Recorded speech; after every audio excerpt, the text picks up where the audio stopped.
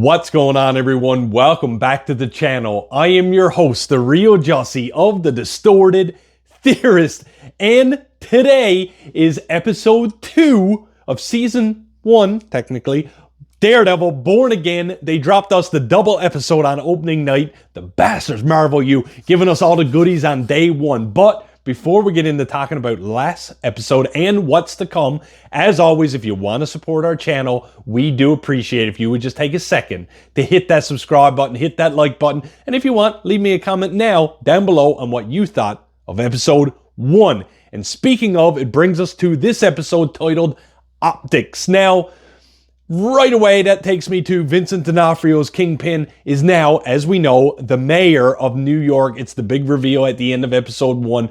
Optics. How is he going to be perceived? How does he want to be perceived? And what is he doing behind the scenes that he doesn't want anyone to see? Let alone, no pun intended, Matt Murdock, who is keeping a watchful eye, again, no pun intended, on Kingpin and his movements because he does not trust this guy as far as he can throw him. He's leaner, he's meaner, he's in power, and Vanessa is working slightly below ground while he's doing all the dirty work above ground. Seemingly, the mantle of Daredevil has been hung on. The helmet has been hung up to dry, okay? Matt Murdock says he's done. He don't want to be the cause of justice. He couldn't save people. He lost people.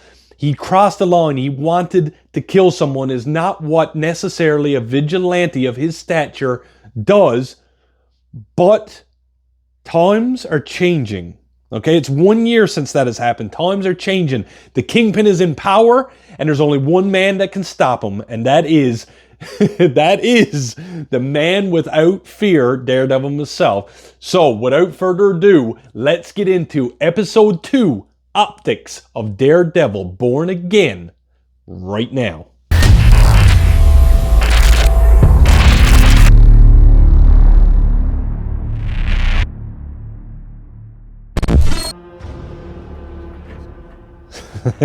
He's already sitting on the throne as a Kingpin would.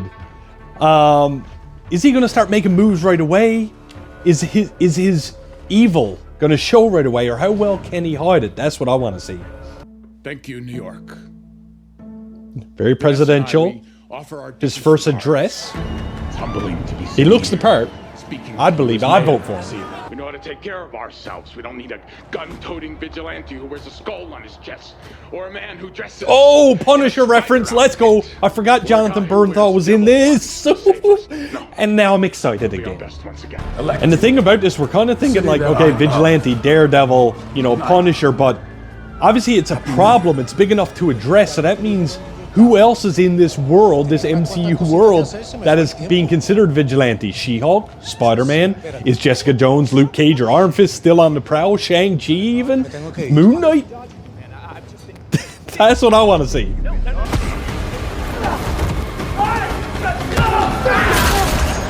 Oh!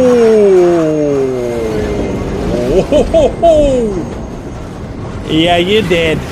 You're dead. I'm sorry. This. Oh, and he killed a cop. That's not a good look for whoever this vigilante is. Filling a hole like this, it's not rocket science. See, once again, the title, Optics. He knows cameras are on him. He needs to be perceived as the greatest, goodest guy that he possibly can in order to, whatever his plan is, to be enacted flawlessly. And that's where the genius of Wilson Fisk comes in. But guess what? It's too late. Once a thug, always a thug. See, the commissioner, dude, he's trying to push his buttons to see if the anger is still there, because that was always Wilson Fisk's turning point in the original 3 seasons of Daredevil, was that switch. So is it still there? Or maybe the gunshot to the head is eliminated. To be determined. Your husband. Oh. Was that white tiger suit or whatever that Buddy was wearing in episode 1? How about? Yeah, there it is. Is that him? White tiger. Really? White Tiger. See, the vibe I'm getting with Matt doing this is, what if he represents vigilantes, and then in succession, I guess, brings a bunch of vigilantes together, almost like an Avengers. I hate to say it, but like an Avengers, but more street level. So you have White Tiger, you have Punisher, Daredevil, all these maybe Spider-Man. No one seems to care. Are we building towards that? Is that where this is going? Because that'd be sick. Well, pick me one up for lunch. It was delicious. You got a picture of dude's family. See, there it is. That sinister is creeping in. This is next level, Murdoch. That guy's a vigilante. He wasn't in possession of his mystical amulet or in the White Tiger outfit at the time of the incident, allowing this type of totally inflammatory information mystical. Unfairly entered. Are they just confirming right now that they're like Daredevil is acknowledging it suggests a pattern mysticism or magic or powers or enhanced abilities? Deliberating about the tragic events of a single Again, the proceedings must MCU rest not on sprinkled my in client's there. clothing.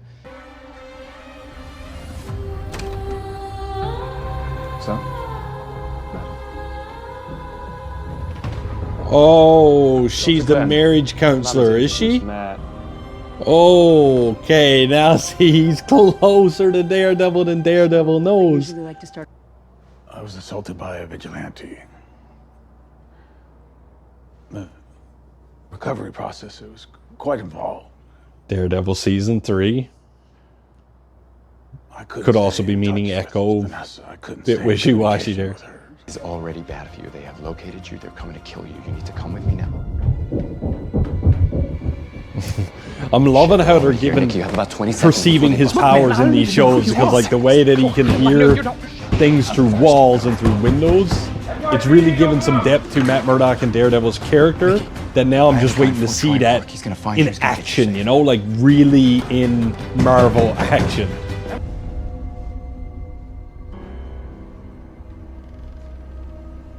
He got him. If you're looking for the He man got him. Hector Ayala saved on the subway platform, sadly he's no longer here. Oh, you don't want... Oh, what is that symbol? What is that symbol? Not here.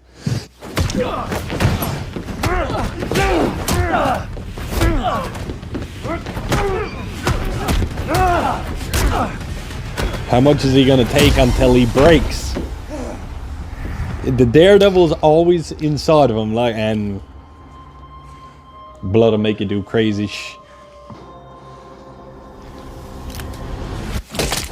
Oh, there he goes. Oh!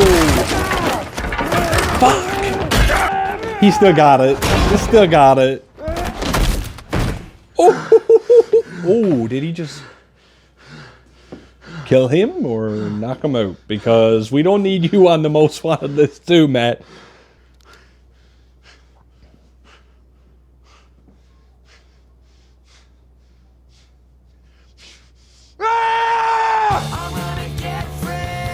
Oh, the passion. He misses it though, I think. Okay. Episode 2, Daredevil Born Again, is in the books. Great episode. I'm apologizing to you if the reactions weren't that hot and heavy, only because I was trying to be attentive. This was very story heavy, very focused episode. There wasn't a lot to ooh and ah about, and I don't fake reactions around here, so I kept it simple, all right? What did we learn in this episode? Once again, we're showing the true optics. It was a great name for this episode because it really showed how Wilson Fisk, Kingpin, wants to be or needs to be perceived by the city, its people, and its infrastructure. They need Vanessa on his side. Obviously, they are at odds because of, well, he was missing during Hawkeye and Echo, etc., behind the scenes, what we didn't see. They also, I don't think, and I definitely don't think, but she said he went missing for a while. I'm wondering if he was blipped. That could also be an undertone we haven't really got yet, but I digress. They are going to couples counseling, and guess who the psychiatrist is? Matt's new love interest. So that's just going to mean that Kingpin got his thumb on one more thing in this show, in this city, that's just going to keep our hero down and out until, well, hopefully he rises again. And speaking of rising again or being born again, Something inside Matt Murdock is being awakened once again. Vigilantes are on the rise. Keyword S, vigilantes. That means there are more out there than we originally know. Yeah, we know about the Jessica Joneses and the Luke Cages and the Daredevils, assuming they exist in this world. But how many others are there, and how many are for the good, and how many are technically for the bad, however you want to use that word vigilante. I mean, it's always anti-heroism, the Punisher being one of the biggest ones. So this episode was very much capitalizing on what we already seen in episode 1 to kick off the series, but now we're getting into the roots, into the guts of this show, and again, why do we care? How are we getting where we need to be, where Daredevil returns and starts cleaning up the streets again? First, we gotta muddy the waters, and that's exactly what Kingpin's doing. I don't believe it for a second. Vincent D'Onofrio, seeing him back on screen, man, is just something special. Seeing Charlie Cox back as Daredevil again, it's just something special. And now I'm waiting for all the other pieces to fall into place, to see some heroes we might have seen in the past, and maybe some from the actual MCU. That's what I'm hanging on to see popping up, and we got 7 episodes left until we head to that finale. Ladies and gentlemen, thank you so much for joining me for my Season 1 of Daredevil Born Again, Episode 2 reaction optics. As always, if you want to support the channel, we do appreciate it if you would just take a second to hit that subscribe button, hit that like button, and leave me a comment down below. Did you like this episode better than the last, or vice versa?